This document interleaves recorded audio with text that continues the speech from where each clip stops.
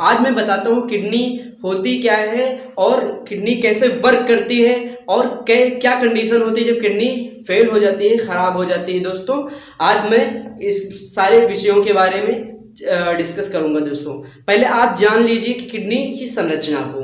Kidney दोस्तों हमारे शरीर के जो है छाती की जो नीचे पसलियां होती है उनके नीचे स्थान पर होती है दोस्तों, दोनों किडनियां। दोस्तों आप ये देख रहे होंगे ये वाहिकाएं, इनको जो है ये वाहिकाएं जिनके द्वारा ब्लड जो है किडनी में आता है, उसके बाद में यहाँ पर जो है ये जो सेल होती हैं इनको ग्लोमेरुली नामक ग्रंथियों के नाम से भी जाना जाता है। ये बहुत ही गुच्छे नुमा होती हैं। इस जो ब्लड को अंदर यानी कि किडनी में जो लाती है ना मसल्स, उनको बोलते हैं। दोस्तों ये रीनल आर्टरी का काम होता है ब्लड को लाना। दोस्तों दूसरे माध्यम से ये जो है फिर वापस फिल्टर होके ब्लड चला जाता है। दोस्तों मैं बता दूं तो किडनी का मुख्य जो कार्य होता है वो ब्लड को फिल्टर करना होता है। इस ब्लड में जो पानी होता है और उसमें जो इलेक्ट्रॉन होते हैं, इन दोनों का जो है संतुलन बनाए रखने का कार्य किडनी करती है। और जो अपशिष्ट पदार्थ होते हैं यानी कि अननेसेसरी मटेरियल, उनको जो है यूरिन के द्वारा मूत्र में कन्वर्ट करके हमारे ब्लड से बाहर कर देती है। दोस्तों मैं बता दूं ये जो ग्लोमेरुली नामक ग्रंथियां होती हैं, इनका काम यही होता है ब्लड को फिल्टर करना। दोस्तों इसके बाद में जो अपशिष्ट पदार्थ होते हैं वो यूरेटर, ये जो नलिका जो आपके यूरिनरी ब्लैडर में आते हैं दोस्तों, इसको बोलते हैं यूरेटर। ये अपशिष्ट पदार्थ जो लिक्विड फॉर्म में होते हैं वो यहाँ से डिलीवर होते हैं आपके ब्लैडर में आते हैं और ब्लैडर में आपके यूरिन द्वारा बाहर हो जाते हैं। दोस्तों मूत्राशय द्वारा बाहर हो जाते हैं, यानी कि जो ब्लड होता है ब्लड को मुख्य प्रकार से फिल्टर करने का कार्य किडनी करती है। दोस्तों अब मैं बात बता दूं आपको कि किडनी खराब कब होती है और किस कंडीशन में किडनी इन्फेक्टेड हो जाती है। दोस्तों आपको बता दूं किडनी में अधिकतर जो सूजन आ जाती है उसको बोलते क्या है। दोस्तों सबसे ज्यादा अधिकतर समस्या होती है जो किडनी में स्वेलिंग आ जाती है और किडनी फेल हो जाती है। दोस्तों और इंसान के चेहरे पर स्वेलिंग आ जाती है और पैरों में स्वेलिंग आ जाती है, जिसके माध्यम से ये पता चलता है कि हमारी किडनी इन्फेक्टेड है। दोस्तों किडनी में जब आप स्टोन की समस्या अधिकतर देखते आए होंगे, स्टोन की प्रॉब्लम होती है। दोस्तों किडनी में स्टोन की समस्या अधिकतर इस स्थान पर होती है, जहां पर जो ब्लड फिल्टर के लिए जाता है वहां पर स्टोन बन जाते हैं, जिसकी वजह से किडनी में स्वेलिंग आ जाती है। उसके चलते आपके शरीर में बहुत सारी प्रॉब्लम होती हैं, कभी कभी मतलब पेट दर्द करता है। इसके बाद में आपके बहुत सारे ऐसे मतलब कि सिम्टम्स आ जाते हैं, जिसके माध्यम से ये पता लगाया जा सकता है कि आपकी किडनी में प्रॉब्लम है। दोस्तों मुख्यतः किडनी में प्रॉब्लम होती है, उसको चेक करने के लिए, जानकारी के लिए, उसकी सही पकड़ के लिए दोस्तों सीटी स्कैन, अल्ट्रासाउंड, एक्सरे, ये सारी जांचें कराई जाती हैं, जिसके माध्यम से पता चलता है कि आपकी किडनी इन्फेक्टेड है। दोस्तों उसके बाद में मैं आपको बता दूं ये जो यूरेटर नलिकाएं होती है, यहाँ से आपका जो यूरिन होता है चला आता है, जो ब्लड प्योरीफाई हो जाता है वो इन मसल्स के द्वारा फिर चला जाता है हार्ट में, जिसको हृदय बोलते हैं। हृदय में जाकर वहां से पंप करके विभिन्न शरीर के विभिन्न हिस्सों में डिस्ट्रीब्यूट कर दिया जाता है। दोस्तों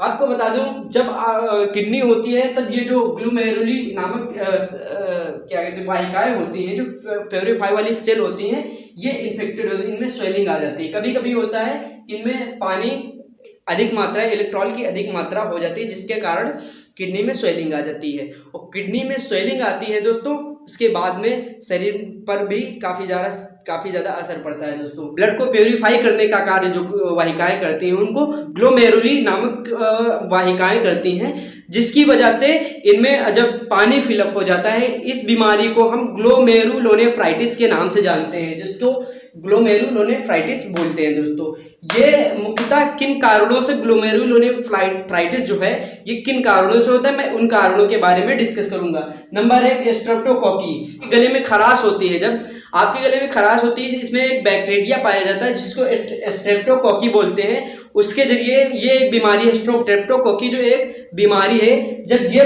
प्रॉब्लम हो जाती है, आपकी बीमारी हो जाती है, इसके जरिए भी आपकी जो किडनी इन्फेक्टेड होती है।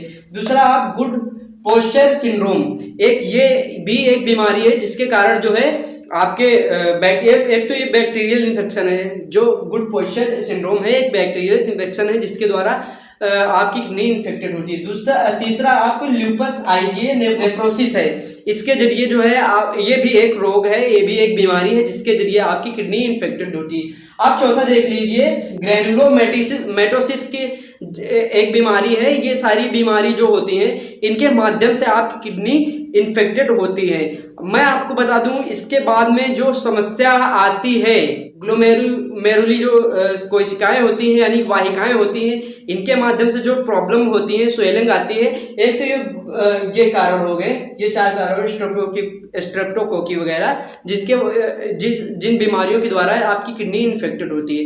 दूसरा आपको बता दें कि हाइड्रोनेफ्रोसिस होता है, एक ये भी स्वेलिंग का कारण होता है जिसके जरिए आपकी किडनी इन्फेक्टेड होती है। किडनी में इन्फेक्टेड क्या, आपकी किडनी में जो यहाँ पर जो है कभी कभी पानी भर जाता है, पानी जो है रुकने लगता है, जो अवशिष्ट पदार्थ होते हैं वो बाहर नहीं, किडनी प्योरीफाई नहीं कर पाती, बाहर नहीं भेजने पाती, जिसके कारण जो है किडनी फेलर की समस्या आ जाती है। दोस्तों हाइड्रोनेफ्रोसिस में आपका ये जो ब्लड होते हैं, यहाँ ये यूरेटर जो नालिकाएं वाहिकाएं होती हैं ये भी इन्फेक्टेड होती हैं, और इनके साथ साथ आपकी किडनी भी जो ग्लोमेरुली नामक ये होती है ग्रंथियां, ये भी इन्फेक्टेड होती हैं, जिसकी वजह से किडनी में स्वेलिंग आ जाती है और काफ़ी ज़्यादा इन्फेक्टेड होता है। दोस्तों कभी कभी इस कंडीशन में पेशेंट की जान भी जा सकती है। दोस्तों हाइड्रोयूरेटर जो बीमारी है ये 2 चरणों पर होती है। दोस्तों 2 स्टेज पे या 2 कंडीशन पे हम समझ सकते हैं। दोस्तों एक होती है हाइड्रोयूरेटर।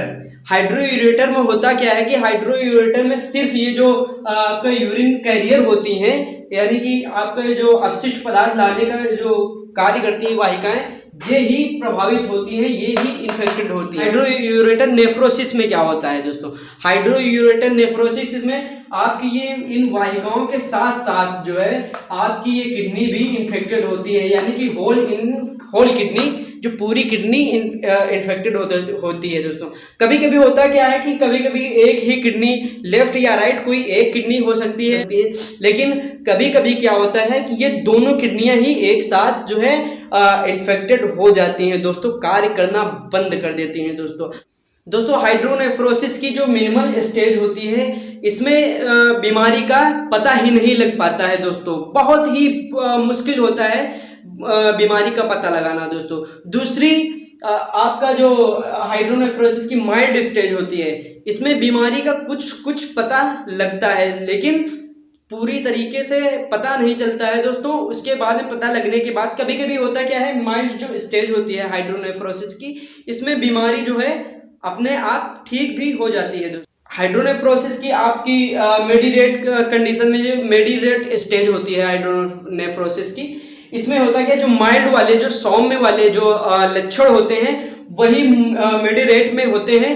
बस फर्क इतना होता है कि इसमें कार्य क्षमता, जो किडनी है, इसके जो करने वाले अंग होते हैं, जो यंत्र होते हैं, वो खराब हो जाते हैं। दोस्तों ये यानी कि ये हम कह सकते हैं कि किडनी इन्फेक्टेड हो जाती है और इस कार्य क्षमता में भी गिरावट आ जाती है, यानी कार्य क्षमता उसकी रुक जाती है। ये कंडीशन होती है मेडिरेट कंडीशन में, मेडिरेट स्टेज पे। दोस्तों आपकी जो सीवियर स्टेज होती है, यानी कि ये बहुत ही गंभीर स्टेज होती है, इसमें किडनी के जो कार्य क्षमता होती है उस पर तो इफेक्ट पड़ता ही है, साथ ही साथ किडनी के फेलर वाली भी कंडीशन आ जाती है। दोस्तों होता क्या है, जो सीवियर कंडीशन है इसमें किडनी फेल भी हो सकती है। तो दोस्तों इसमें होता क्या है, आपकी पूरी किडनी इन्फेक्टेड हो जाती है, इसके साथ साथ में ये वाहिकाएं भी जो है इन्फेक्टेड हो जाती हैं, और इसमें फिर जब पूरी तरीके जो सीवियर कंडीशन है, सीवियर स्टेज होती है, इस पर किडनी पूरी तरीके से बेकार हो जाती है, यानी खराब हो जाती है, यूजलेस हो जाती है। इस कंडीशन में 2 ही ऑप्शन होते हैं, या फिर डायलिसिस करके इसको सुधारा जाए, दूसरी या फिर किडनी को जो है ट्रांसप्लांट किया जाए। दोस्तों ये दोनों ही विधि बहुत ही खर्चीली विधि है। दोस्तों हम आपको बता दें कि डायलिसिस होता क्या है। डायलिसिस में होता क्या है कि आपकी किडनी जब जो है काम करना बंद कर देती है, पूर्ण रूप से किडनी फेल हो जाती है, तब आपके ब्लड को क्लीन करने के लिए, यानी कि प्योरीफाई करने के लिए कृत्रिम तौर पर जो डायलाइजर यूज किया जाता है उसको हम किडनी डायलिसिस बोलते हैं, जिसमें यानी कि कृत्रिम तौर पर शरीर के बाहर आपके ब्लड को निकालकर प्योरीफाई करके आपके शरीर में फिर ब्लड को चढ़ाया जाता है, यानी एंटर कर दिया जाता है। दोस्तों आइए हम जानते हैं किडनी डायलिसिस होती कितने प्रकार की होती है। दोस्तों किडनी डायलिसिस मात्र 2 प्रकार की होती है, एक हेमोडायलिसिस, दूसरी होती है पेरिटोनियल डायलिसिस। दोस्तों हेमोडायलाइजर में एक कृत्रिम मशीन होती है जो बाहर आपके ब्लड को निकाल कर जो है आप फिल्टर कर दिया जाता, यानी कि आपके ब्लड को जो है फिल्टर कर दिया जाता है और उसके बाद में आपके ब्लड को जो है फिर से शरीर में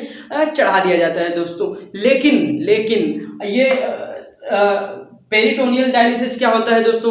पेरिटोनियल डायलिसिस में आपके ब्लड को बाहर निकालने की आवश्यकता नहीं होती है। पेरिटोनियल डायलिसिस में आपके शरीर के अंदर ही यानी पेट के अंदर ही ब्लड को प्योरीफाई कर दिया जाता है दोस्तों। ब्लड को प्योरीफाई करने के लिए एक प्लास्टिक ट्यूब डाला जाता है जिसको कैथेटर बोला जाता है। उसके जरिए ब्लड को जो है आपके पेट में ही डायलिसिस कर दिया जाता है, यानी प्योरीफाई कर दिया जाता है। उसके बाद में प्यूटसला नामक जो ग्रंथियां होती हैं, जो उनका मिलन होता है दोस्तों, वहां पर यानी कि एक बांह के नीचे होती है, जहां पर अलग से ब्लड होता है, इसको धमनियों में चढ़ा दिया जाता है दोस्तों आपकी किडनी पर शराब और ये जो पेन किलर टैबलेट्स होती हैं काफी हद तक जो है इन्फेक्टेड करती हैं, काफी ज्यादा असर डालती हैं दोस्तों। मेरा मानना है कि पेन किलर और शराब को जहां तक हो सके आप अवॉइड ही करें ताकि आपकी किडनी स्वस्थ रहे दोस्तों। पानी आपकी किडनी को बहुत ही ज्यादा हेल्प करता है स्वस्थ रखने में दोस्तों। इसलिए मैं मानता हूं दोस्तों जितना हो सके आप पानी पीजिए, चाहे ठंड हो या गर्म हो दोस्तों। मिलते हैं नए एपिसोड में, नए वीडियो में, नई जानकारी के साथ। वीडियो को लाइक शेयर जरूर करिए दोस्तों और चैनल को सब्सक्राइब करिए दोस्तों। तब तक के लिए आप सभी को राम राम दोस्तों।